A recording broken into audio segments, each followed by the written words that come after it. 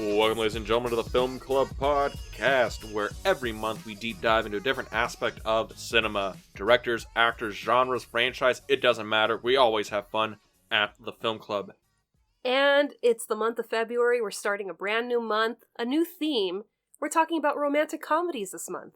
And we're talking about a new movie this week, which is... The Awful Truth. It's a new movie to you. It's an old movie to me. It's an old movie to film history because it's turning 85 this year. And we can't wait to get into it. I'm Dean. I'm Boo. Welcome to the Film Club. The Awful Truth was directed by Leo McCarey. Don't know too much about him. No, this guy was one of those old school studio directors who, worked under contract. He did win a Best Director Oscar for this movie. Yeah, and surprisingly, our leads weren't nominated, or was it just Irene Dunne that was nominated? It had 5 wins, or it had 5 nominations, and it only won 1. It was nominated for Best Picture, Best Actress, Best Actor in a Supporting Role, so it went to Ralph Bellamy, not Cary Grant, Best Writing, and Best Editing, and it won for Best Director.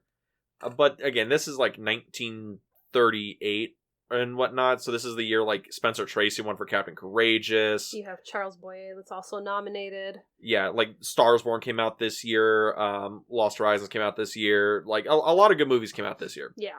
But the other thing is, this is also a Cary Grant and Irene Dunne. I'm going to call her Lauren Dunne at least once. Because you're still stuck on Lauren Bacall from last week. I know. But this is the first Cary Grant, Irene Dunne, vehicle. Yeah, because they shot 3 movies together in their career, this being the first. And this movie was kind of complicated to make because there was really no script. Yeah, I know it's based off of a play, but I guess the director and writers, quote-unquote, took the broad strokes of the play, and when Leo McCarey got on set, he only really gave anybody an outline. No one had dialogue, no one really knew what the whole movie was gonna look like, and he kind of made every actor just riff through their scenes. Yeah, it was based off the play by the same name, came out in 1923 by Arthur Richmond, and this was actually the 3rd film of this same title. There was the play, there was a silent film, there was a talkie, and then there was this bigger studio that decided, let's go. So you're telling me remakes have been involved since the golden age of Hollywood? Yes. My word. Also, I like how you had to point out there was the silent one, then there was the talkie, see? And then there was the studio one. Yeah, because talkies are that really sweet spot of early sound cinema. Well, that and, directors and actors, they're transitioning from no sound at all, we gotta mime it to, okay, now we gotta figure out music, audio, and then by the time this movie comes out in 37, which doesn't feel like such a big leap from the talkies, but it's, we're getting into the bigger, vastness of studios and sound stages and costuming, really big stars. I feel like once you get out of 1933, most studios are ready to go for sound. Yeah. I know Universal, when they were doing Dracula, that's the first one that comes to mind. Yeah. Dracula is there's so little sound in it, it makes it weird because it's a lot of blank noise. But it also works to our character because you want to feel that cold isolation, no music. You want to feel like... Don't worry, everyone. That was just my computer chiming. Both caught us off guard. But yeah, that's Dracula. It's meant to do that with its lack of sound. But with Awful Truth, This is a nice talkie with the music and the moving pictures, kid. And you got a musical number in it. Yeah. With a reprise at the end of the film, too. Which is weird. Which is hilarious, because this movie is really funny. This is, we're talking about romantic comedies through the decades, and this is early romantic comedy, screwball comedy, which we don't really have anymore. Well... Let's talk about screwball comedies, actually in a second, because I should probably tell everyone what The Awful Truth is about. Yes, you gonna read the back of the box? I will read the back of the box. Don't worry, everyone. I didn't get this off of Wikipedia or IMDb. I swear. The Awful Truth, as read by Dean. Jerry and Lucy are a married couple who doubt each other's fidelity. That's a $5 word right there. Jerry suspects Lucy and her music teacher of spending an evening together, and Lucy is convinced Jerry lied about a business trip. When the jealous pair file for divorce, both rush into new relationships, but quickly realize their love never died. The soon-to-be divorced... Divorced? Divorced. Certainly. Certainly. The soon-to-be divorced husband and wife then both scramble to spoil each other's chances for newfound romance. Romance? Romance. Can I roll my R's? You can. You rolled it. All right. But is it bad that I thought of Lady Gaga's Bad Romance? I'm like, you know. Bad romance. I'm like, rah, rah, rah, rah, rah. I mean, this is... Roma, Roma, ma. Is this a good romance? Gaga, ooh la la? God, no. Okay, so back to the awful truth after that awful joke. Caught in a bad romance. Awful joke. So the awful truth. It's a screwball comedy. Yes. Right. Screwball comedy was this particular style of comedy. You can see it in Bringing Up Baby. It Happened One Night is a screwball comedy. Yeah. Yeah. You would qualify it as something else, or is that like it's in the broad scope of screwball comedy? Yeah, it's more like a romantic comedy. I'm trying to think of the gap between... That's the weird thing about screwball comedies, is a lot of them were basically proto-romantic comedies. Yeah. And screwball comedies kind of evolved into the romantic comedies, today, where they're these maybe slightly higher concept romantic farcical films, These are a little bit more slapsticky. They have these kind of Marx Brothers-y, witty back and forth humor. And usually they're pretty tight movies. Yeah. A lot of romantic comedies now aren't generally very tight. They're a lot more played down. They're a lot more grounded. What can we throw at these characters before they eventually end up together? Yeah, that's like screwball comedy. And this movie, they're already together. They're parting. And... can they come back around and make it work, or did they miss the boat and this is it? Oh yeah, I mean, don't get me wrong.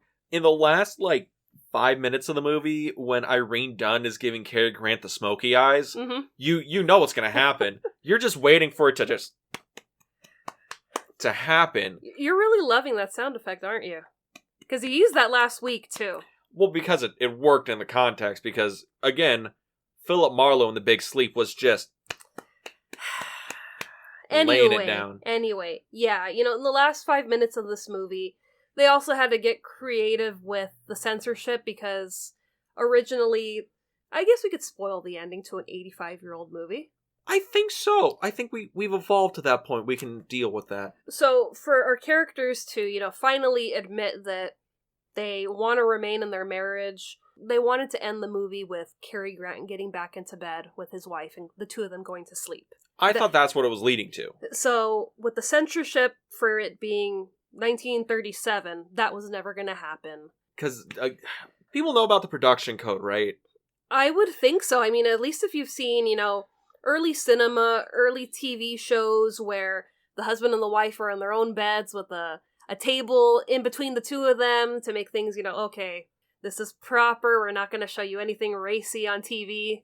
I know I'm cutting you off, but I really want to just lay down why this production code thing was so weird for this movie. Yeah. Because it wouldn't allow, I believe, non-married couples to kiss, right?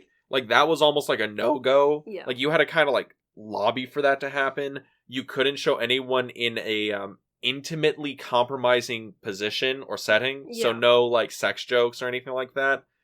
You couldn't show a non-married couple in bed. You couldn't show a married couple in bed. Yeah. You couldn't even I'm trying to think of another wild thing that no one would see, but it's no nudity. I think women couldn't show their anything above the knee in certain movies. It's stuff like that. Sometimes it's down to the frame kind of thing. You can only show this much above. Yeah. I know Howard Hughes got in trouble because certain amount of cleavage would be too much in a movie. But yeah, that's the production code. And Yeah. this movie had a lot of problems with it. Yeah, so it was a thing where they couldn't do the original ending that they had wanted to do, so they got creative with the cuckoo clock. Yes. So the cuckoo clock in the movie isn't your traditional clock. It was kind of like the stuff that went on in like the early 30s, 40s, where they would superimpose like actual people. A good example is what James Whale did in Bride of Frankenstein. Exactly, where you have the little mason jars with the king and the different figures in the jars. So we have this man and this woman coming out of the cuckoo clock at different times, and they perform the same task, and they go back into the clock. And once they finally realize, Jerry and Lucy, that they both want to be together again, they want to rekindle their marriage, you have the cuckoo clock open again, and the man and the woman come out, but this time the man follows the woman into her side of the clock, and then we get the end credit. Yeah, and the ending of the movie, I think, is probably the best composed part of the movie. That's probably the only part of the movie that Leo McCarey probably had like locked down in his head. Yeah. Because the rest of the movie is shot very differently. It's very wide shots, very long takes. A lot of this is done in kind of like oneers. There's very little coverage, which is interesting. It's also a lot of improv for two actors that had just met on this set. Yeah, where improv was still a pretty early... I don't know if it was an early art form at this point in movies. I know it was new to them. Yeah, because prior to this, Cary Grant was more known for like his serious roles, and it was a thing where they did a test audience for this movie, and people that had seen Cary Grant in other films, they were kind of like, this is funny, and I don't know if I should laugh or not, because I don't know if that's the tone that you're trying to, convey in this movie, if this is a comedy or he's just that talented that I'm finding what he's doing funny. Yeah, because it is a weird thing, because... okay, you know how, like, The Room, everyone is like, it's a black comedy? Yeah. But the intention of the film is to be a serious drama? Mm-hmm. That's kind of like the Awful Truth's, the audience's feelings with The Awful Truth and Cary Grant at the time. Yeah. Because it's meant to be a comedy, but everyone in it, like Cary Grant's like, you're a dramatic actor. Mm-hmm. Like, you're like a serious guy. Why are you being funny? Is this on purpose? Mm-hmm. Because the movie doesn't get wacky until, like, I'd say, 45 minutes in, almost halfway through the movie. Yeah, that's when it gets, like, wacky and full-blown comedy. Yeah, because, leading up to that, there's humor in it, but it's not the broad strokes that we get from 45 minutes until the end of the movie. Yeah, the first half is more, like, witty back and forth, which some of it's like kind of subtle. Some of it you don't really notice right away. And that's something that's like, I could see why an early audience person wouldn't be picking up on those. And the other thing is the first half of the movie really plays out like this, oh, that's like, it's so sad. Oh, why are they breaking up? Yeah, they're laying down the foundation to see, okay, this is a married couple. They're going through a divorce because they don't trust each other. And what's going to happen next? That's the interesting thing about it, is because the movie does feel like it's kind of like off kilter, and the structure feels so weird.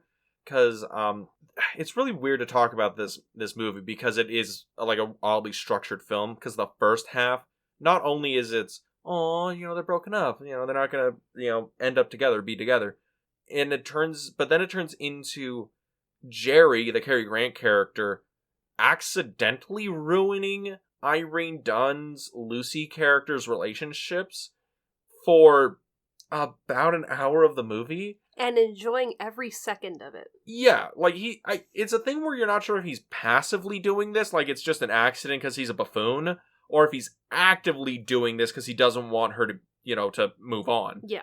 But then you get to Jerry's relationship where it's not even. Yeah. In terms of what's going on, because his entire, new relationship is over the course of about 5 minutes, 10 minutes. Yeah, it's a montage, and I don't know if it was the director's choice or a style to show that, with Lucy, she's kind of going through this courting process with this new man. And with Jerry, it's kind of like this whirlwind romance that he's on that's part of the tabloids. So it's kind of hard to tell, or if maybe the audience is supposed to, infer, that, okay... Jerry's got game and Lucy don't? Like, what are they supposed to infer? Well, I mean, with Lucy, she doesn't, actively find this man. It's her aunt that happens to bump into the neighbor who's rich and he's in oil, and it's like, hey, you know what? My niece is going through a divorce, and I think this would piss off my ex-nephew-in-law, let's put the two of you guys together. Yeah, and it is interesting in that because the movie does feel uneven in terms of this tit-for-tat ruining of relationships that they're supposed to be playing. Yeah. Because you're never sure if Jerry's, again, accidentally ruining it or actively ruining it. But with Lucy, she's actively trying to ruin this relationship. Yeah. Lucy, goes in, does a burlesque number, totally ruins the festivities. Well, that was interesting that she was actually supposed to do a burlesque number at the end of the movie, but they decided not to, and they have this... You know why? Because of, as I said, the Production Code Authority of America will not allow boobs on its screen. Well, I don't think that she would have done that, but he also kind of tasked it to her to choreograph her own burlesque routine, and it might have been a thing where, I don't know how to do that, or, hey, let's just make it funny and do something that we saw earlier in the film, so the audience kind of gets the joke. Because we see Jerry at one point go on a date with somebody else, and it's making Lucy jealous. They're at the club, and it's, he's here with another woman, and then you see, oh no, she works for the club, and she kind of puts this risque number on, and it's just like... She's also not Jerry's type, is what we get the vibe from in this interaction they have at the club. I mean, hysterical routine. Oh, no, it's funny. It's... Okay, the actual, risque little, sing-song number, it's okay, it's fine. What's funny is seeing Jerry die of embarrassment. Because he had her going. Oh, she was just, what do you mean he already found another woman? And they're, assuming they've probably gone to this club a bunch of times together, and is, what do you mean you're out here on a date with this girl while I'm out here on a date with this guy? You're out on a date with this floozy? And, Jerry being Jerry is able to turn it around and kind of make Lucy the butt of the joke again. When, her Mr. Oklahoma starts dancing and she's very embarrassed, and everyone in the club is watching them dance this, kind of 1920s Charleston with a southern twist. With Ralph Bellamy, swinging her around and kicking his legs out. And Irene Dunn is like, I can't dance like this. I'm okay with a waltz. And he's like, swing your partner round and round. And it's, oh my God. And then she sees so funny. And then she sees that, Jerry's loving this. And she's like, well, you know what? I'm going to commit to the crowd that's watching. I'm going to show that I can have a good time. And then that's when we have Jerry, hey, ask the band to give us an encore. Same number. I'm loving the tune. Yeah, and then she's just like, oh God, we have to do this dance again. And that's basically the movie. Is just, what can this pair do to torture each other? Yeah. It's a one-upmanship the entire movie. And it's really interesting because that's a really good premise for a comedy like this, like a romantic comedy like this. And I'm going to invoke the movie that you hate, The Breakup. Is that The Breakup with Vince Vaughn, Jennifer Aniston, or is that Yeah, I mean, I feel like I should give it a second go. You walked out of the theater for that movie. I did. It took a little too long to get to the point. But that movie, the basic premise of that is these two broke up or divorced or whatever, but they don't want to, get rid of the apartment they share. So they're both trying to, annoy the other one to leave. Yeah.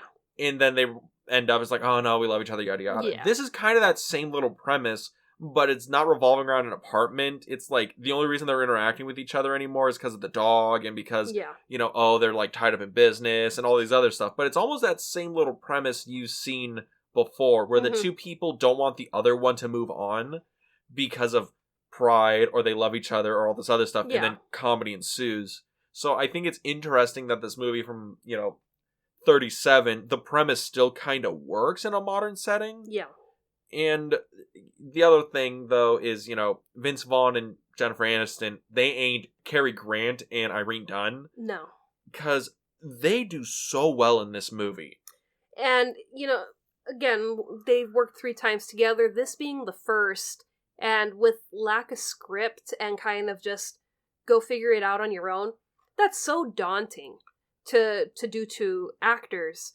But there was an interview with Cary Grant where he said that, yeah, this was my first time working with her, but we just kind of clicked. And it kind of goes with their characters where they're talking about how they adopted the dog and they both saw him and they decided, well, you know what? Let's go on a date, right after. Let's go on a lunch date with the dog. And you know what? Haha, maybe we should get married so we could give this dog a nice home. So it's this thing where they kind of, have love at first sight. And that's how Cary Grant and Irene Dunn were, where it's just not love at first sight, but like, I trust you. They clicked right away as as actors, which is interesting because both of them wanted to leave the project. Oh, yeah.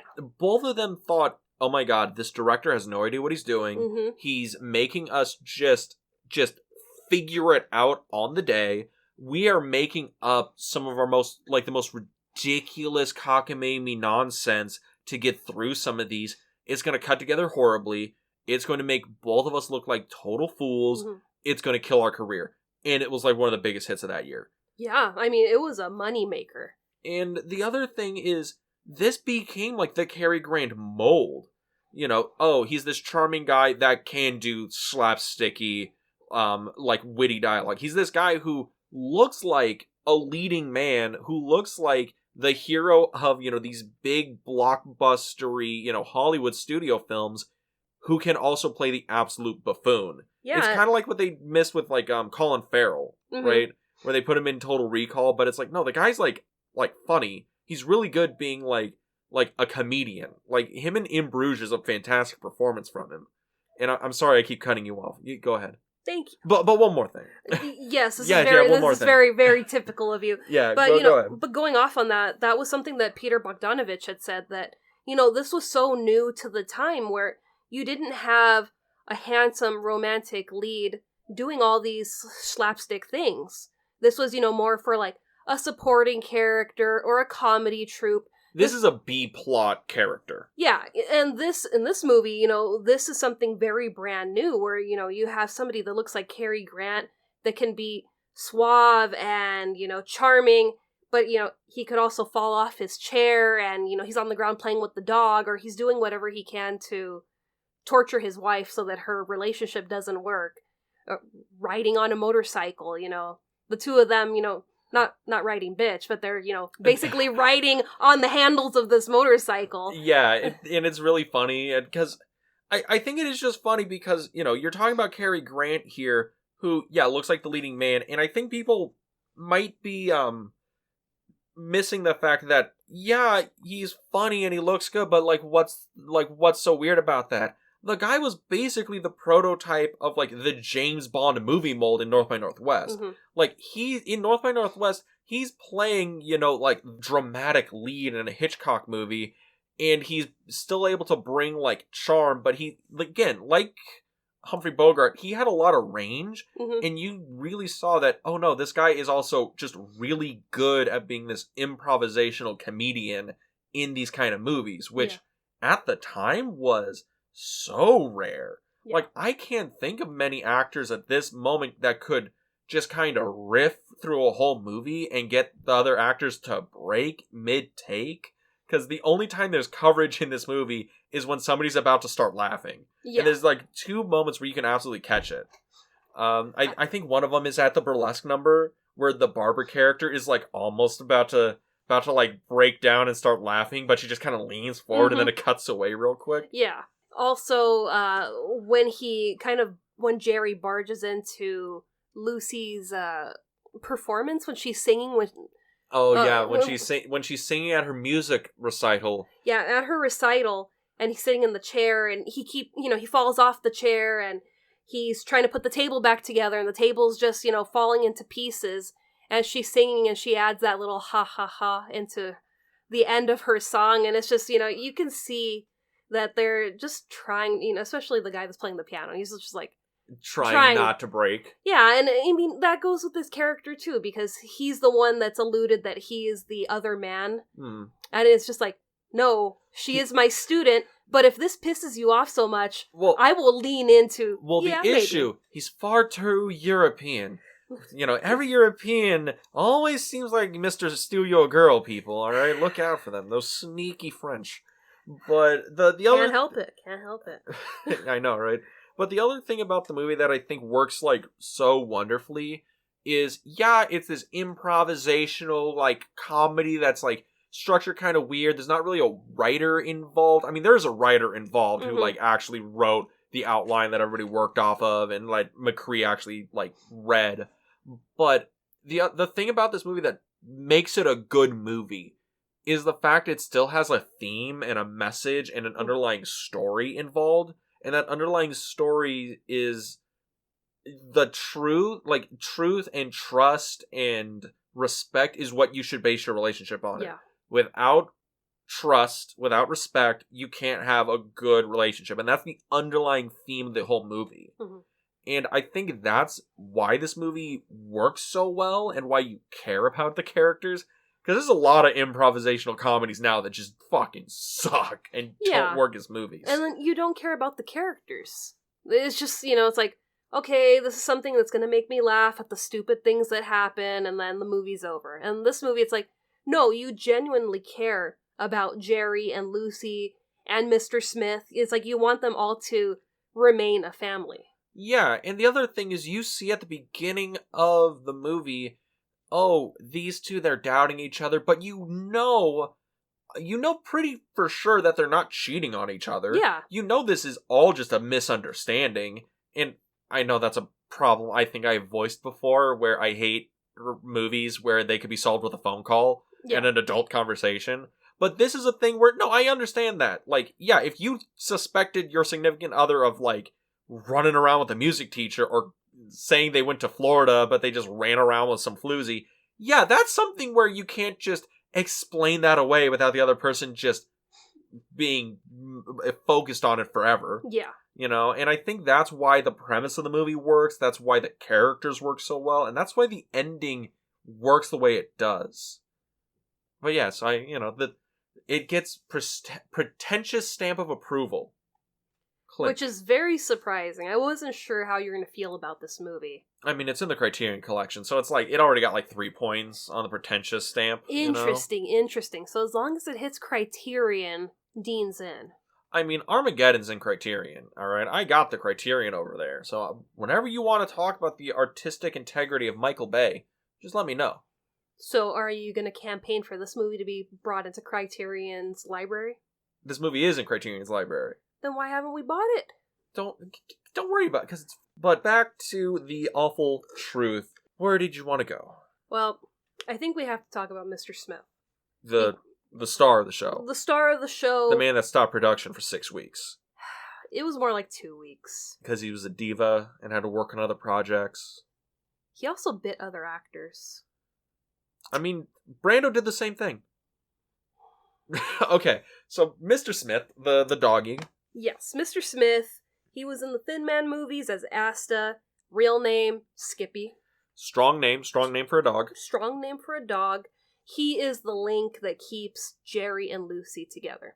He was part of their... meet cute that we never see. Yeah, the meet cute that we never see. He's part of this custody battle, and he's the reason why Jerry and Lucy can't just have a clean split, never see each other ever again. But it also works in their favor because that means we still get to see each other, on a weekly basis, on a monthly basis. We're not too sure how this is panning out. Mm-hmm. Just, Jerry gets to come over and, Mr. Oklahoma's over. I'm going to make sure that I drive him crazy while I'm here. Yeah, and I think I love that bit, by the way, where Jerry comes in and he's playing with a dog and he's just being so loud and obnoxious and Lucy starts throwing shit at him to get him to shut up. I love that bit. And that's the first meeting between her and Oklahoma. Yeah, I know you're calling him Oklahoma. It's Ralph Bellamy, alright? Well, yeah, He's been in stuff. Yeah, but, Mr. Leeson or towards the Daniel. end, she starts to call him Daniel. It takes her a while, and I think that was kind of intriguing to see, because she plays it up so well that, we're engaged, yes, we're gonna get married, and she's driving Jerry crazy. I love Jerry's thing where he's like, she's gonna love Oklahoma. Isn't that right, Lucy?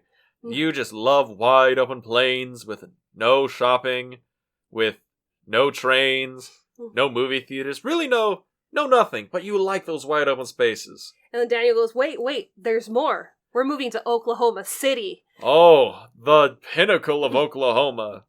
Yes, I love that bit. There's a lot of good bits in this. Yeah, and it's just interesting to see, how she plays it, and then we see later into the relationship, she's just barely calling him Daniel. They barely have their first kiss, and they're Jerry's getting married like 3 days from now, and she just kissed him. And Jerry's on the other side of the door, and you can see that she's so uncomfortable having to kiss him, but I'm doing it to get you out of the way because I need to talk to him. Yeah, it's... Man, this movie is from a different time. A different time. It is, but I mean, I love Mr. Smith. He's so cute.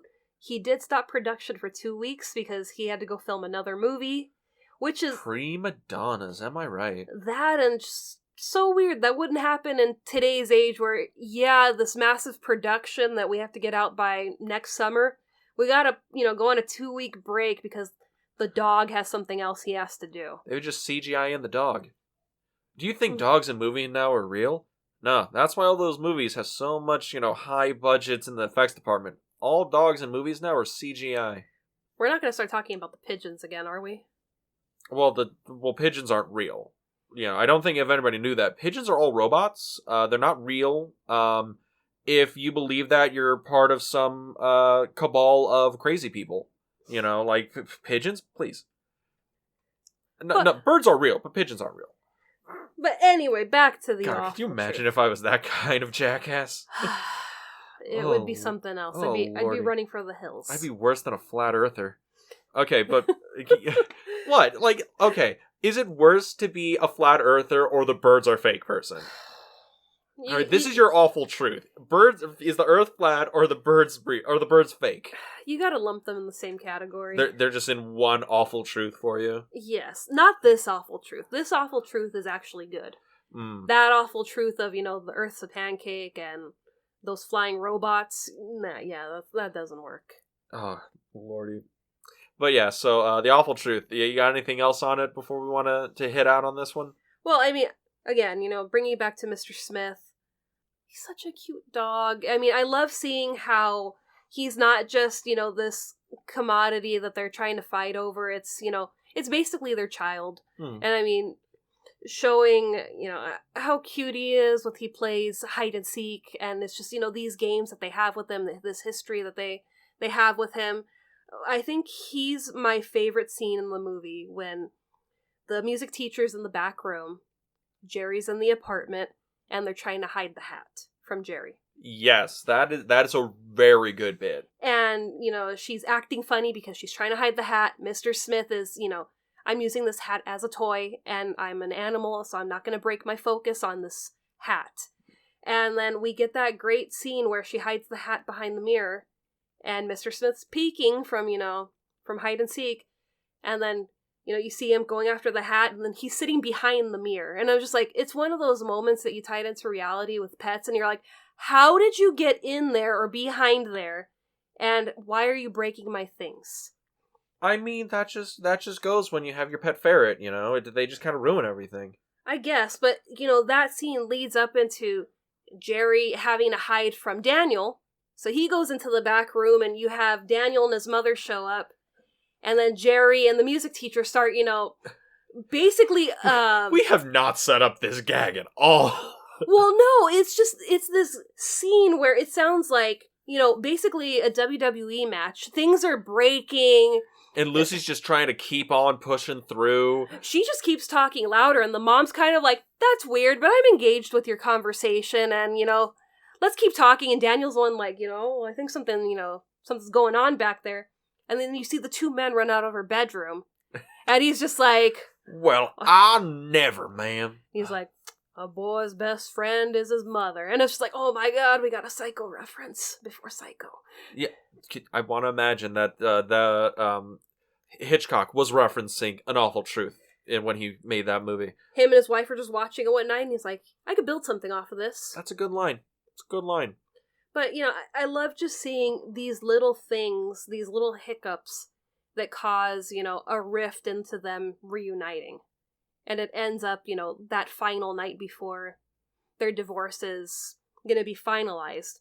And she's kind of like, when she starts giving Cary Grant the smoky eyes. The come hither stare. Well, no, she pretends to be his sister. Oh, God. And she's like, there's a minute left in the game. I got this. We're going to go in for the Hail Mary. Jesus. Oh, yeah. And that's the burlesque number we talked about earlier. That's the thing. The movie doesn't make any sense explained. It only makes sense watched. Yeah. It's a really funny movie. I really did enjoy it. And, I love in that scene that you'd expect him to look mortified that she's embarrassing him in front of his fiancé and her entire family.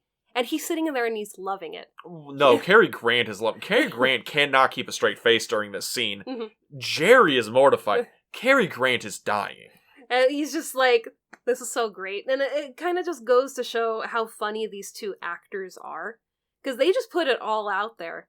And they're just eating up the scenery. And it works. It does work. I really did enjoy this movie. This was a lot of fun.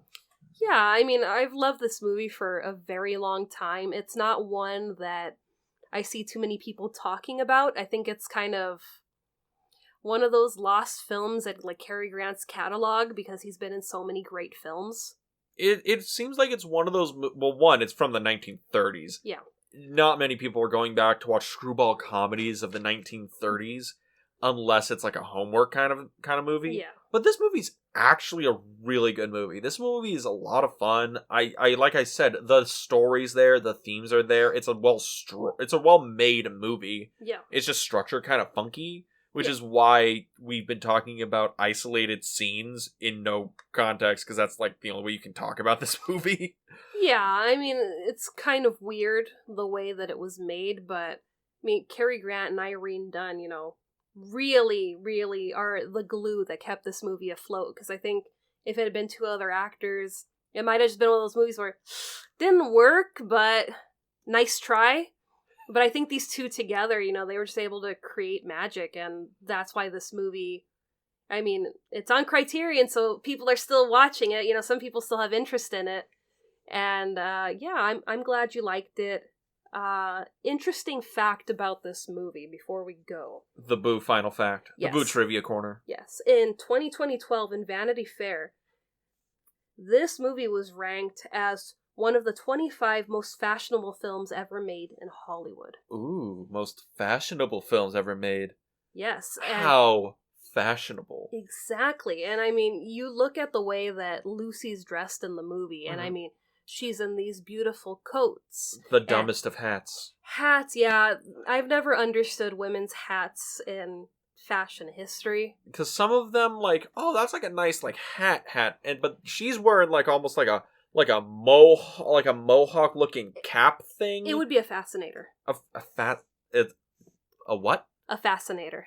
A fascinator. Yeah. Is that what that? Are Yeah. fascinators hats? Yeah. I'm learning something new today. I know. That's fascinating. Exactly. Indubitably. A fascinator. Yeah. Fascinating. Yeah, and I mean, you just see these beautiful costumes that she's wearing. I mean, Cary Grant, how could he not look good in a suit, in a tux? Mm. But, even Daniel, we see him, and most of the time he's, in a tux. So it's, people are very well dressed in this movie. And I think Jerry's early date, the one, the Gone with the Wind routine date, she sees Lucy walk into the club and she goes, wow, she looks so beautiful. And it's like, this huge superstar is walking into this club, even though Irene Dunne, she is a very well-known actress, is walking into this club, and you're just supposed to think, oh, she's another socialite of this time. Of course she's, wearing a beautiful coat and her fascinator. But yeah, fascinating. But yeah, I thought that was interesting that this was one of the most fashionable movies in Hollywood history. That is a very interesting factoid. Weird one, but I like it. I try. But your final thought on The Awful Truth? For me, 2 thumbs up. I love this movie. It is free on public domain. So if you can't find the DVD, you can find it there. I would highly recommend you watch it. Yes, and I really enjoyed this movie, The Awful Truth. 2 big thumbs up. I'd never seen it before. A lot of comedies of this era, especially these like romantic-y screwball comedies, don't really land for me. This one landed really well. I really did enjoy it. And sorry, this is a little bit of a shorter episode this week, but next week we're talking about something basically different. It's also a romantic comedy, but a totally different movie. It's something that Dean likes. I do like it. It is The Apartment, directed by Billy Wilder, starring Jack Lemmon and Shirley MacLaine, and I'm very excited to watch it. Have you ever seen it before? I have not, so this is going to be brand new to me. I cannot wait. I think the movie won like 5 or 6 Oscars. It's a big winner. It's a lot of fun. This is the 50s or the 60s? 1960. Okay, so right on a new decade. Yeah, it's a definite New Year's movie. But if they wanted to listen to that, where can they go? If you want to listen to us on a different platform than you currently are, you can find us on Anchor FM, Apple Podcasts, Spotify, and YouTube. Yeah, you can go to our YouTube channel, The Film Vault. That is The Film Vault on YouTube. And you can go there, leave a like, comment, and subscribe. And if we actually get the technology to work, we might actually have a video version of The Apartment podcast up at that point. If we can get it to work. Possibly, but we're not guaranteeing anything. No promises. No nothing. No nothing. But you can also follow us on social. You can also follow us on social media. I swear he's not drunk. But you can find us on Instagram at the Film Club Podcast, where we post daily stories, upcoming episodes, movie trivia, and our random adventures we go on. And with that, we'll see you next week at the Film Club. Have a good night, everybody. Week, everybody. I am flubbing everything tonight. He's drunk after all.